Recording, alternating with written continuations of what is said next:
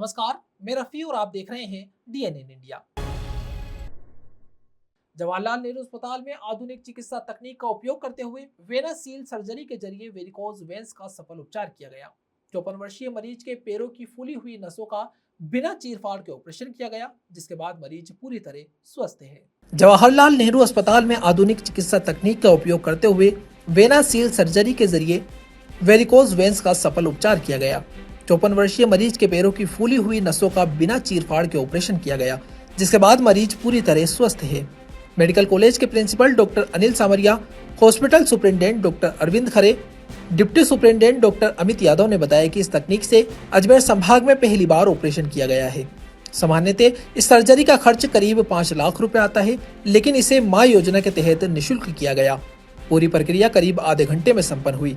Laparoscopic एवं laser surgeon doctor Bhagchand Khorwal ने बताया कि मरीज वेरिकोज वेन्स के साथ अल्सर की समस्या से ग्रस्त था, जिसे ओपीडी से भर्ती कर आवश्यक जांचों के बाद ऑपरेशन का निर्णय लिया गया। यह surgery senior professor doctor Shyam Bhutada के निर्देशन में डॉक्टर शिव कुमार बुनकर, डॉक्टर रेखा महेश्वरी के साथ सफलतापूर्वक की गई। ऑपरेशन टीम में डॉक्टर करण, डॉक्टर वैभव, निश्चेतना विभाग की डॉक्टर पूजा माथुर, डॉक्टर रतन यादव, रेडियोलॉजी विभाग के डॉक्टर देवराज व डॉक्टर अनिल तथा नर्सिंग स्टाफ गीता व सपना का विशेष सहयोग रहा। यहाँ पर आए दिन नए नए कोई आयाम स्थापित किए जा रहे हैं। इस बार सर्जरी विभाग ने किया है, जो ये पद्धति अपनाई है।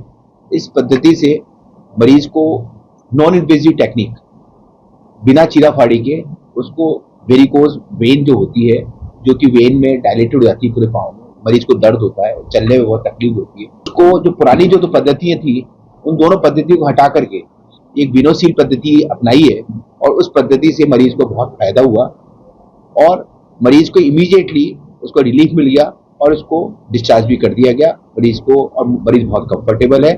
प्रोसीजर कैसे किया गया, कैसे हुआ, ये डॉक्टर वेनासील में क्या होता है कि वेनासील में एक वेरिकोज वेन के लिए इलाज के लिए एक अत्याधुनिक टेक्निक है। इसमें वेनासील में एक निडल से सिर्फ एक सिंगल पंक्चर किया जाता है, जैसे अपन ब्लड सैंपलिंग के लिए, इंजेक्शन के लिए। उसमें से अपन गाइड वायर डालते हैं, गाइड वायर के थ्रू फिर कैथेटर डालते हैं, जिसमें एक गन होती है लाई के पिचकारी। उसमें से गन से अपन सीरिंज से एक मेडिकेटेड ग्लू होता है, मेडिकेटेड ग्लू को अपन डालते हुए और कैथेटर को पीछे बैकवर्ड खींचते रहते हैं। उससे क्या होता है कि ग्लू इंजेक्ट होता रहता है और वेन वाली जो वेन्स डायलेटेड थी वो आपस में चिपक जाती है। तो इससे क्या है कि तुरंत की तुरंत रिलीफ मिल जाता है। और ये हमने डॉपलर में देखते हुए किया और उसके तुरंत बाद डॉपलर स्टडी की गई तो उसमें दोनों वेन चिपक गई थी और मरीज को तुरंत आराम मिल गया। इसमें और लेजर में क्या डिफरेंस होता है कि लेजर में यूजुअली एनर्जी सोर्स काम में लेते हैं। एनर्जी सोर्स से कहीं पे भी अगर एनर्जी सोर्स काम में ले रहे हैं तो उसमें कहीं ना कहीं बर्न होने के, जैसे साइड टिश्यू होते हैं उनका थोड़ा बहुत बर्न होता है, या फिर इकाइमोसिस होता है, या फिर अपन जो इंजेक्शन डालते हैं एनेस्थीसिया के लिए उसका पेन होता है।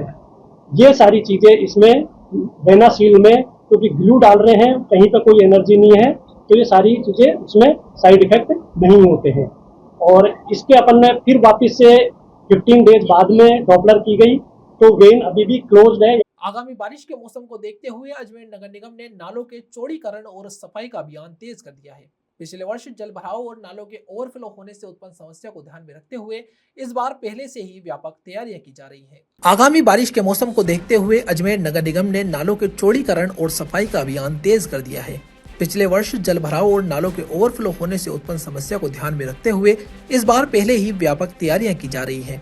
इसी क्रम में 84 आवास तालाब से निकलने वाले नालों पर कार्यवाही करते हुए 84 आवास रोड से वैशाली नगर के बीच करीब 8 अतिक्रमणों को हटाया गया। निगम टीम ने जेसीबी की मदद से अवैध दीवारों और निर्माणों को ध्वस्त कर नाले की सफाई और चौड़ीकरण का कार्य शुरू किया।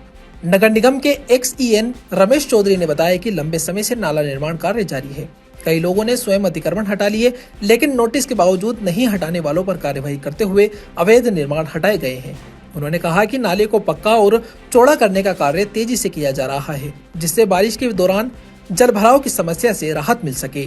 आवास रोड से और अपने लॉयंस क्लब तक इसका नाले का निर्माण नगर निगम द्वारा करवाया जा रहा है बजट घोषणा के अंतर्गत, जिसके अंदर लगभग 8 अतिक्रमण चिन्हित किए गए थे जो नाले में बने हुए थे मकान आदि, उनको आज तोड़ा जा रहा है। किसी तरीके की नहीं, आपसी सहमति से पहले इनको नोटिस हाँ, सभी को नोटिस दिए थे, व्यक्तिगत सुनवाई करी थी, उसके पश्चात भी इन 8 मकान वालों ने नहीं हटाया, बाकी सबने पहले अतिक्रमण हटा दिया। लगभग कितने मकान ऐसे हैं जो बीच में आ रहे हैं? पहले काफी थे, अभी 8 मकान बचे हैं जो ये आज हटा रहे हैं। यहाँ रुकते हैं छोटे से ब्रेक के लिए, जल्द हाजिर होंगे खबरों के नए सफर के साथ। कैंसर बीमारी ही ऐसी है, चिंता तो होगी ना। लेकिन अब अपनी चिंता को बदलो विश्वास में, क्योंकि आदिनाथ कैंसर मेडिसिटी में है रेडियोथेरेपी, कीमोथेरेपी और कैंसर सर्जरी के उपचार के साथ आधुनिक सुविधाएं भी। विजिट करें आदिनाथ कैंसर मेडिसिटी एट चाची आवास अजमेर।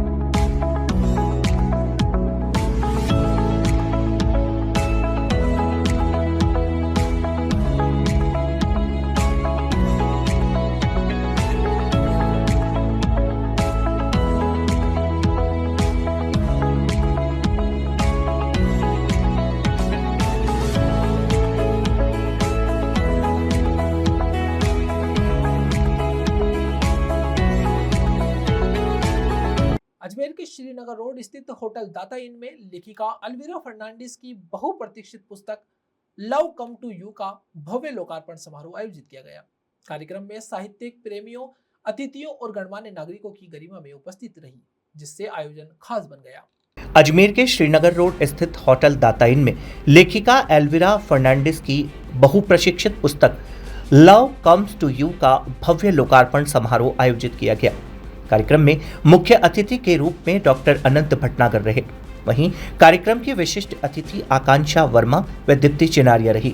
कार्यक्रम में सीपी देवल सहित कई साहित्य प्रेमियों, अतिथियों और गणमान्य नागरिकों की गरिमामय उपस्थिति रही, जिससे आयोजन खास बन गया। इस अवसर पर लेखिका एल्विरा फर्नांडिस ने बताया कि यह उनकी 8वीं पुस्तक है, जिसे आज औपचारिक रूप से पाठकों के समक्ष प्रस्तुत किया गया।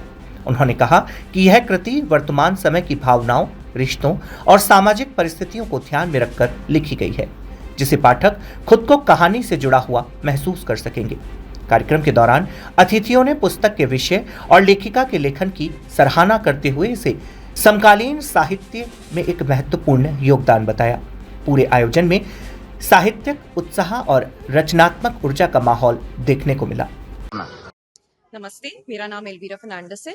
आज मेरी book love comes to you का लॉन्च है। ये मेरी 8th बुक है और ये एक रोमांस नॉवल है जो कि बात करती है मैरिज के बारे में। आजकल हम देखते हैं कि सोसाइटी में लिव इन रिलेशनशिप्स या हम कहें कि ब्रोकन मैरिजेस काफ़ी चल रहे हैं। ये नॉवल बात करती है secretness, purity about a relationship between 2 human beings. Thank you.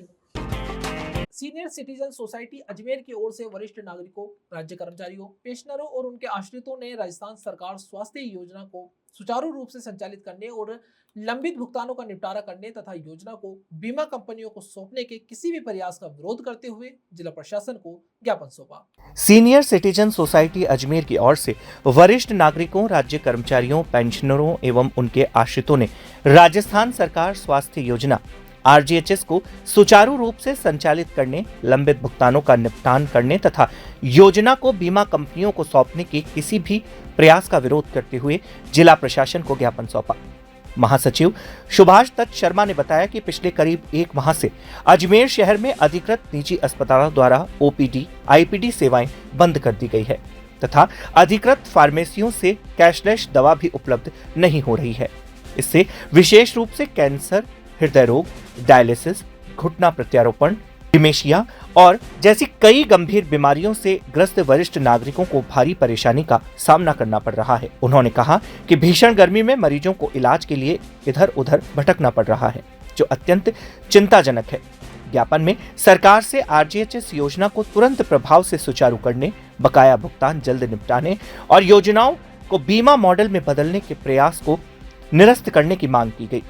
Society ने चेतावनी दी कि यदि योजना को बीमा कंपनियों को सौंपा गया तो सेवाएं और जटिल हो जाएगी, क्लेम रिजेक्शन व कागजी कार्यवाही बढ़ेगी और लाभार्थियों पर आर्थिक बोझ भी पड़ेगा। उन्होंने इसे पेंशनरों के अधिकारों के विरुद्ध बताते हुए सरकार से तत्काल ठोस कदम उठाने की मांग की। सीनियर सिटीजन सोसाइटी अजमेर द्वारा आज मुख्यमंत्री जी के नाम एक ज्ञापन दिया गया। जिलाधीश महोदय के माध्यम से सरकार की जो आरजीएचएस योजना, स्वास्थ्य योजना जो लागू की गई है राजस्थान में, जिसका लाभ हमारे वृद्धजन रिटायर्ड सेवा कर्मियों को मिलता है, वो आज करीब 1 माह से बंद पड़ी हुई है। हमारे जितने भी रिटायर्ड कर्मचारी हैं वो इधर उधर भटक रहे हैं। निजी अस्पताल वाले उनका इलाज करने से मना कर रहे हैं, दवाइयाँ फार्मेसी से मिल नहीं रही है। ऐसा देखने में आया कि सारी व्यवस्था चौपट है। तो हम सरकार का ध्यान दिलाना चाहते हैं हमारे बैनर के माध्यम से कि जो हमारे वृद्धजन हैं जिनको जो ये सुविधाएं मिल रही है सरकार की योजना के तहत, उनको यथावत सुचारू रूप से व्यवस्थित करके उन्हें सुधारा जाए और ताकि इसका सबको लाभ मिल सके। जैसा संज्ञान में आए हमारे कि सरकार इस योजना को निजी क्षेत्र में सौंपने को तैयारी कर रही है, तो हम इसका पुरजोर विरोध करते हैं, क्योंकि निजी क्षेत्र में जाने से और भी परेशानियां उत्पन्न होगी। ताकि इसी योजना में आप अपने जिला स्तर पर अच्छी कमेटियां बना के और इसका जो समय समय पर निरीक्षण करें निजी अस्पतालों का, ताकि इसका फायदा मिले और जो गड़बड़ियां हैं वो नहीं भी हो, ऐसा हमारा विचार है। यहाँ रुकते हैं छोटे से ब्रेक के लिए, जल्द हाजिर होंगे खबरों के नए सफर के साथ। कैंसर बीमारी ही ऐसी है, चिंता तो होगी ना। लेकिन अब अपनी चिंता को बदलो विश्वास में, क्योंकि आदिनाथ कैंसर मेडिसिटी में है रेडियोथेरेपी, कीमोथेरेपी और कैंसर सर्जरी के उपचार के साथ आधुनिक सुविधाएं भी। विजिट करें आदिनाथ कैंसर मेडिसिटी एट चाची आवास अजमेर।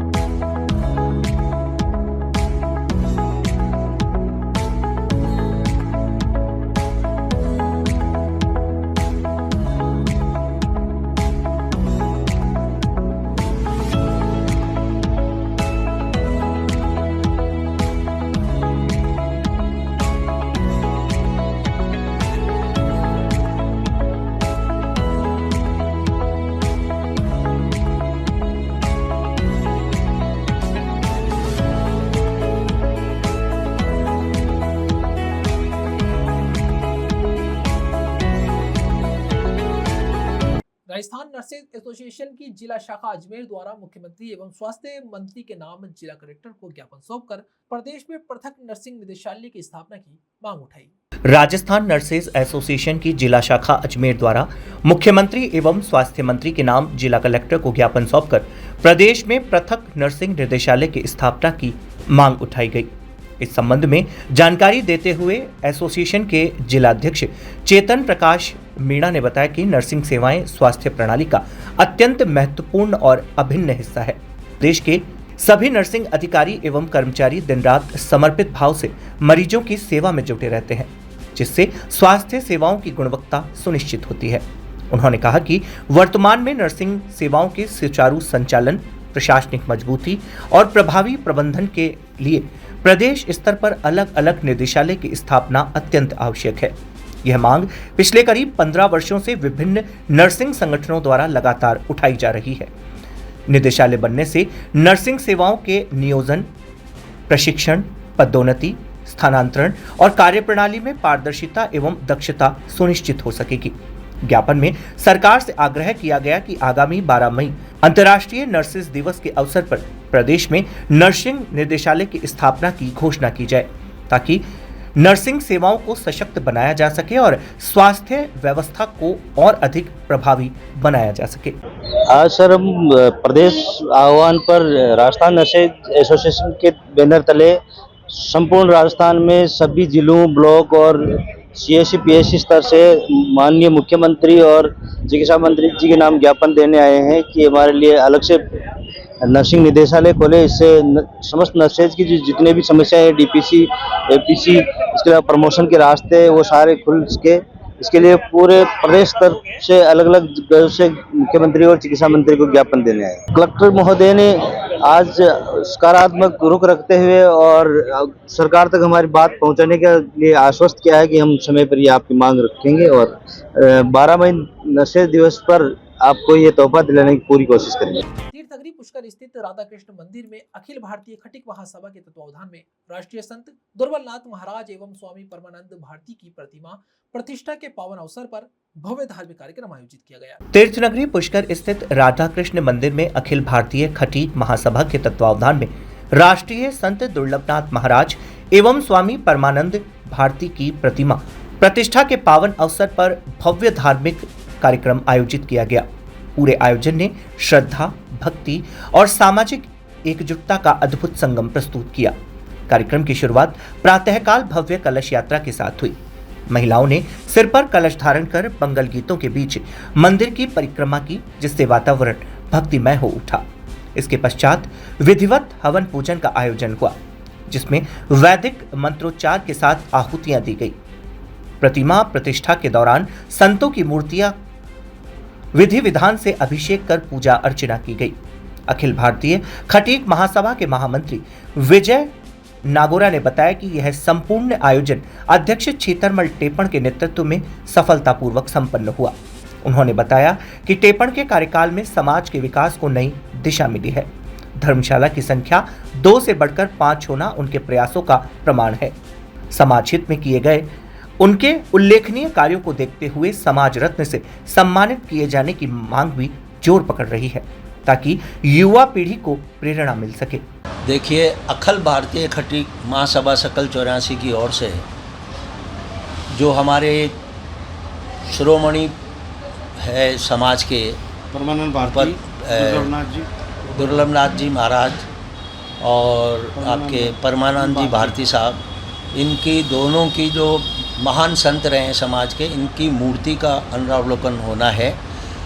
जिन्होंने मूर्तियाँ जो स्थापित करवाई है हमारे RS अधिकारी मोहनलाल जी दाइमा साहब और जोताया के बागड़ी साहब, गीसालाल जी चावला साहब, उनके द्वारा यहाँ मूर्ति स्थापित करवाई जा रही है।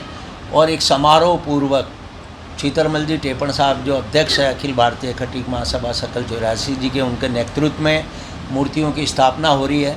और सबसे बड़ी बात जो इन संतों की मूर्तियों स्थापना के समय पर पूरी कार्यकारिणी ने एक डिसाइड किया है कि आज पूरे 33 साल से, आप ये देखिए कि 93 से लेकर के आपके 26 तक 53 साल का 33 साल का कार्यकाल, और 33 साल के कार्यकाल में जो 2 धर्मशालाएं थी अजमेर में, पुष्कर राज में, उन 2 धर्मशालाओं को 5 धर्मशालाओं में तब्दील कर दिया। और आज वर्तमान परिप्रेक्ष्य में समाज की 5 धर्मशालाएं यहाँ स्थापित है। वो सेवा आपके टेपण साहब जो अध्यक्ष हैं और उनकी कार्यकारिणी के सबके सहयोग से ये सब कुछ हो पाया। इसमें मेन रोल जो रहा टेपण साहब का रहा कि किसी भी समाज की 5 धर्मशालाएं या छात्रावास नहीं है। खटीक समाज का नाम जिन्होंने गौरव तक पहुंचाया, उस गौरवशाली व्यक्ति को गौरवान्वित करने के लिए समाज रत्न का पुरस्कार अभी देने का प्रस्ताव कार्यकारिणी ने पास किया है और वो समाज रत्न से आज उनको सम्मानित भी किया जाएगा। और ये समाज के लिए बड़ी खुशी की बात है, युवा पीढ़ी के लिए बड़ी खुशी की बात है। जो युवा तबका है, अब टेपण साहब की और हम सब की तो उम्र हो चली है, लेकिन जो युवा तबका है वो युवा तबका आने वाले समाज में किस प्रकार से इस चीज़ से प्रेरणा ले और आने वाले समय में समाज की बागडोर को संभाले। और जिस प्रकार से टेपण साहब ने 4 चांद लगाए हैं, आगे युवा आगे आवे और इसमें 4 चांद लगाने का भरकस प्रयास करें। खबरों के सफर में अभी सिर्फ इतना ही। फिर हाजिर होंगे खबरों के नए सफर के साथ। तब तक के लिए दीजिए इजाजत। नमस्कार।